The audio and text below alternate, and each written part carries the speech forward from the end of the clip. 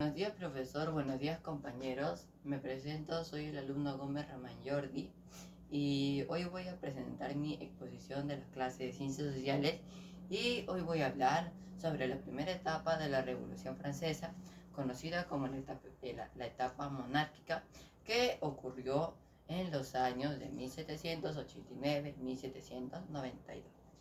Esta etapa fue muy importante porque Francia pasó de tener una monarquía absoluta, que era la del rey, a una monarquía constitucional, donde el rey ya no tenía tanto poder sobre la población. Veamos primeramente uno.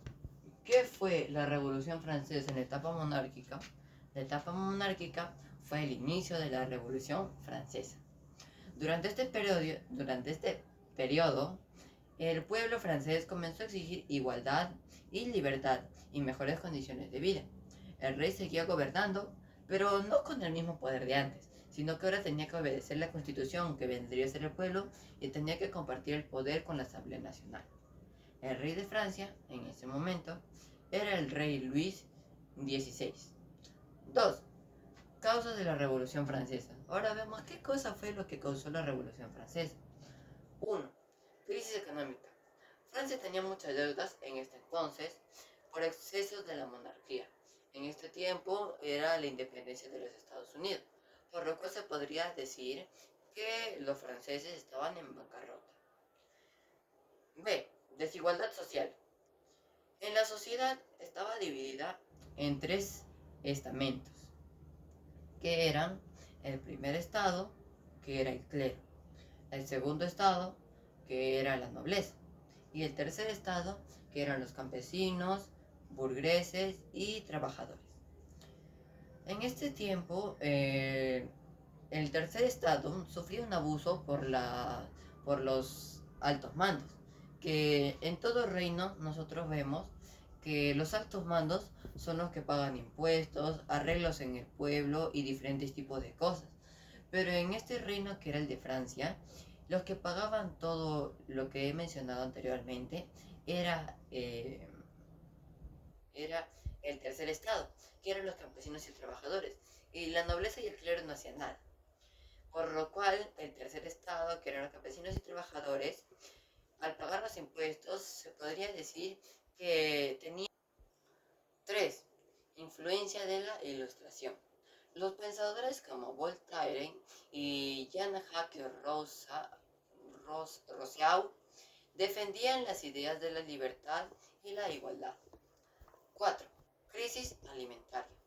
En este tiempo hubo malas cosechas, por lo cual no se pudo producir pan y otros productos también, pero ya que el pan tenía que ver con el trigo, el pan empezó a subir en su costo, y lo cual la población francesa empezó a tener hambre y el pueblo mismo hizo protestas ante lo que estaba pasando. 3. Inicio de la Revolución Francesa. La Revolución Francesa inició en el año de 1789. El rey convocó los estados generales para resolver la crisis económica. Pero el tercer estado, que eran los campesinos, burgueses y trabajadores, se cansaron de tanta injusticia, ya que, como dije anteriormente, les hacían pagar todo, por lo cual se creó la Asamblea Nacional.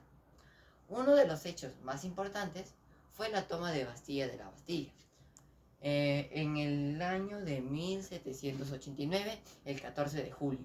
Ustedes ahora se preguntarán, ¿qué es la Bastilla? La Bastilla era una prisión que simbolizaba el poder absoluto del rey. Este acontecimiento marcó oficialmente el inicio de la Revolución Francesa. 4. Cambios importantes durante la etapa. 1. Declaración de los Derechos del Hombre. En 1789 se aprobó el documento que defendía la libertad, la desigualdad, los derechos de la persona y la soberanía del pueblo. La soberanía del pueblo se refiere a que el rey ya no va a tener un poder absoluto sobre el pueblo, sino que el pueblo mismo también va a poder dar su voto ante las decisiones que se tomen para el reino. Por lo cual, la soberanía del pueblo. 2.